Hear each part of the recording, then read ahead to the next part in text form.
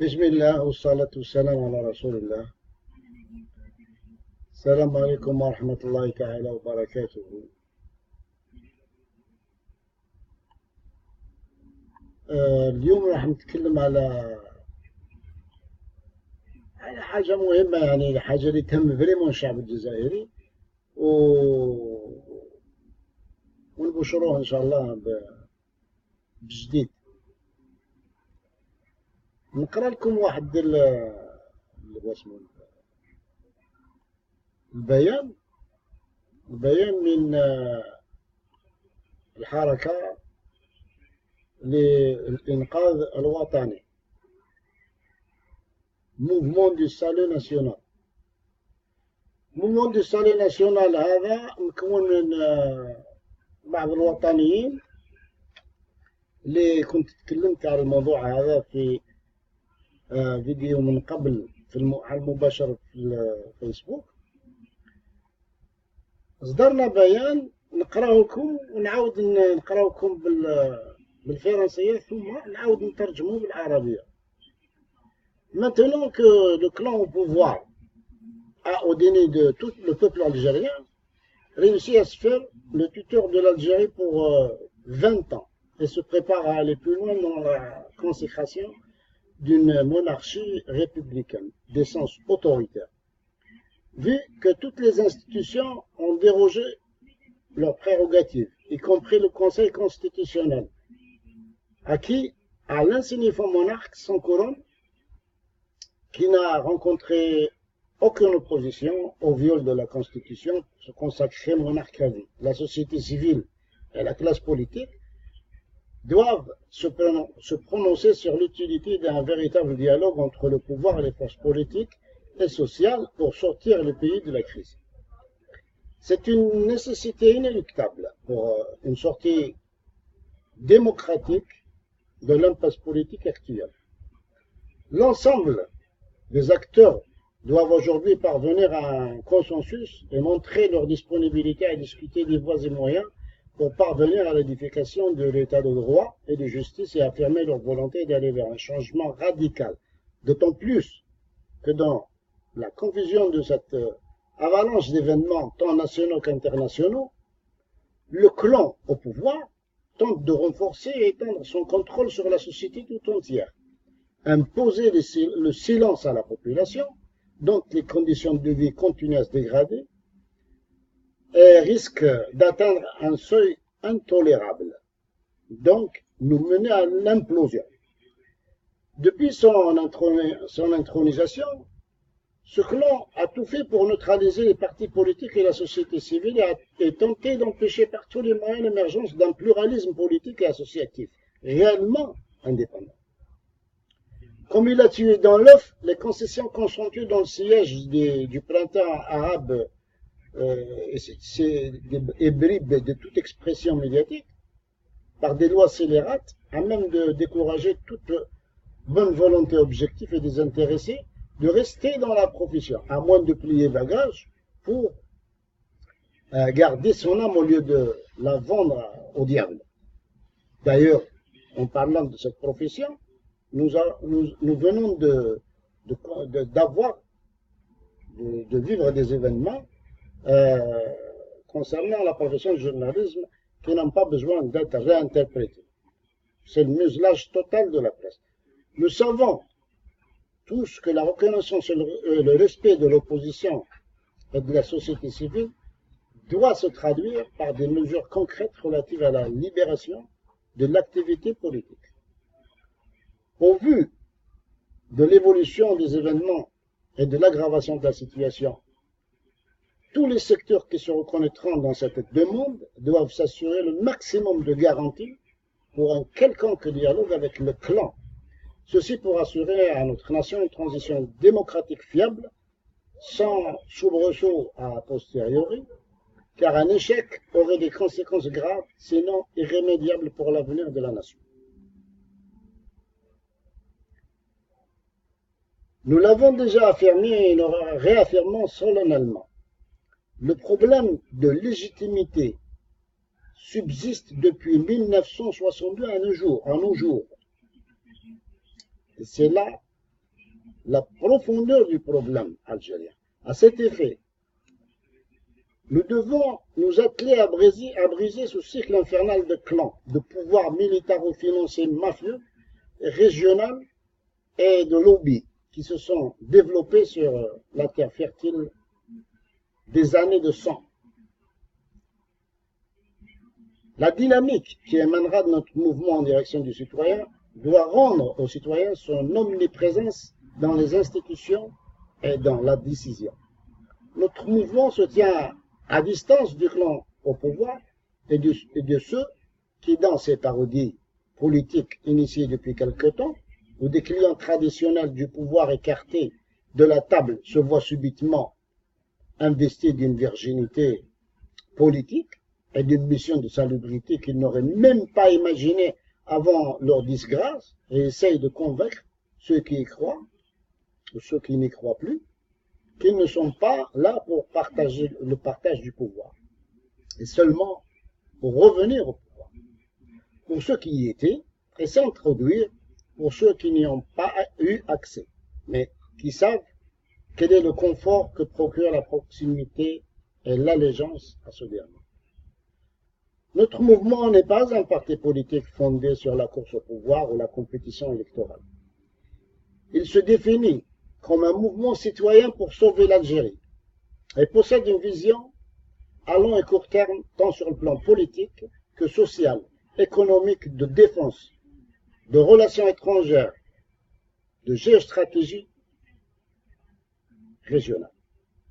Il propose au peuple algérien une alternative prête à tout moment à prendre en main une période transitoire lucide, patriotique et désintéressée. Nous avons confiance en notre peuple et nous sommes à l'écoute de ses craintes et appréhensions pour l'avenir de son pays. Nous ferons avec lui le chemin de la transition pacifique vers un état de droit. Nous ne cesserons notre combat que lors de la consécration de cet état de droit pour lequel se sont sacrifiés les meilleurs enfants de la patrie, et ce, conformément aux principes de notre glorieuse révolution et des recommandations énoncées dans les textes du Congrès de la Soumane.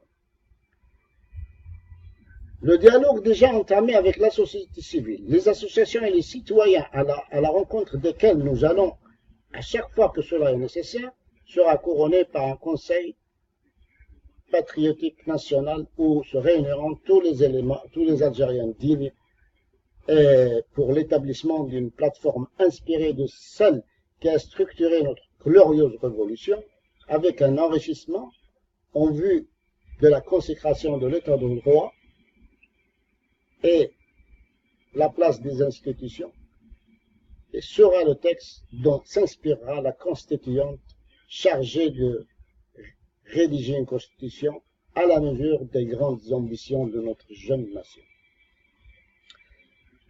Ce n'est qu'après consultation de la majorité des partenaires que nous pourrons ouvrir une porte au pouvoir en place depuis 1962, une porte de départ fraternelle qui amortira le choc du changement radical tant souhaité et tant attendu par un peuple pacifique, fier et courageux. Nous précisons que le rôle de l'armée sera accompagnateur pour assurer la sécurité des chantiers politiques que nous aurons à initier et prendra fin à l'achèvement du processus transitoire. Il se limitera ensuite aux tâches que lui aurait attribuées la Constitution future.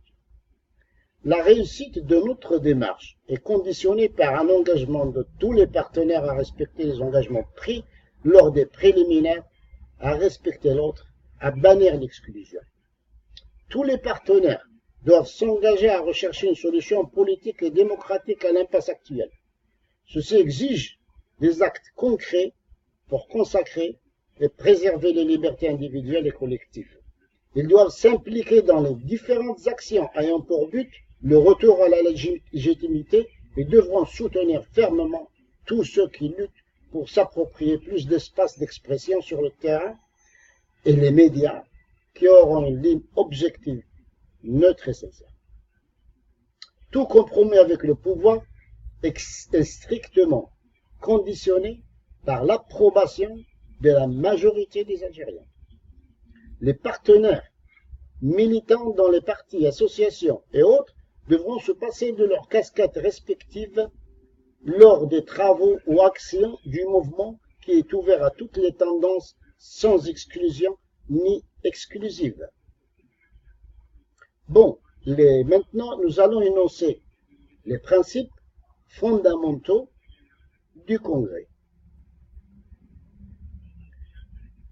ou du mouvement. Les principes fondamentaux du mouvement.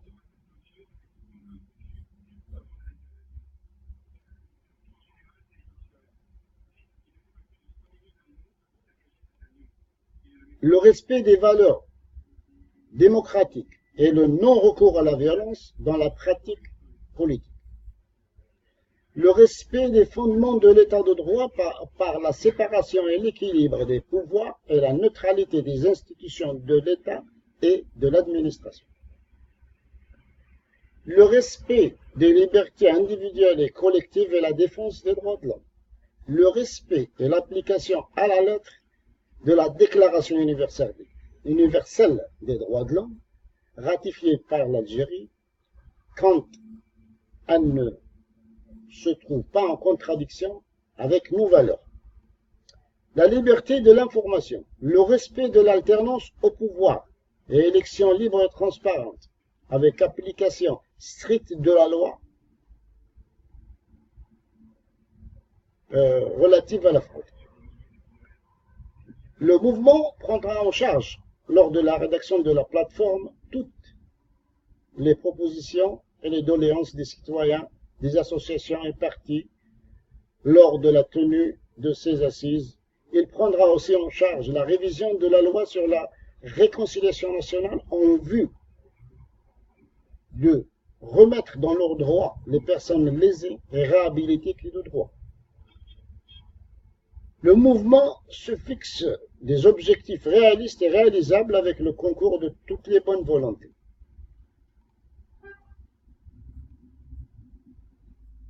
La mobilisation des Algériennes et des Algériens est indispensable pour imposer le changement souhaité et préserver la cohésion nationale.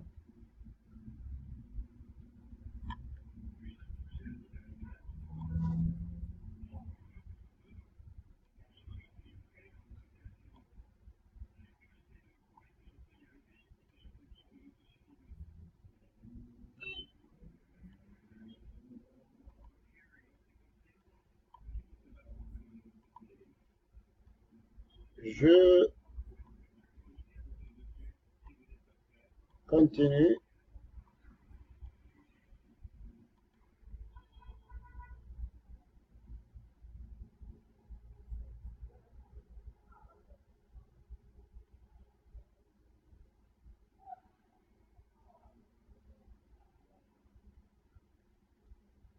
Le mouvement prendra en charge, lors de la rédaction de la plateforme, toutes les propositions, je répète, et les doléances des citoyens, des associations et des partis lors de la tenue de ces assises. Il prendra aussi en charge la révision de la loi sur la réconciliation nationale en vue de remettre dans leurs droits les personnes lésées et réhabilitées qui de droit. Le Congrès, le mouvement se fixe des objectifs réalistes et réalisables avec le concours de toutes les bonnes volontés. La mobilisation des Algériennes et des Algériens est indispensable pour imposer les changements souhaités, préserver la cohésion nationale, la stabilité des institutions et garantir, dans le cadre d'un état de droit, la sécurité et la stabilité menacées par les manœuvres de l'ennemi de l'intérieur, chargé de brader notre souveraineté, et celui de l'extérieur qui frappe déjà à nos frontières sud. Nous avons l'intime conviction que seul le retour à la légitimité populaire pourra restaurer la confiance qui facilitera les profondes réformes à venir et permettra la réhabilitation de l'État et la relance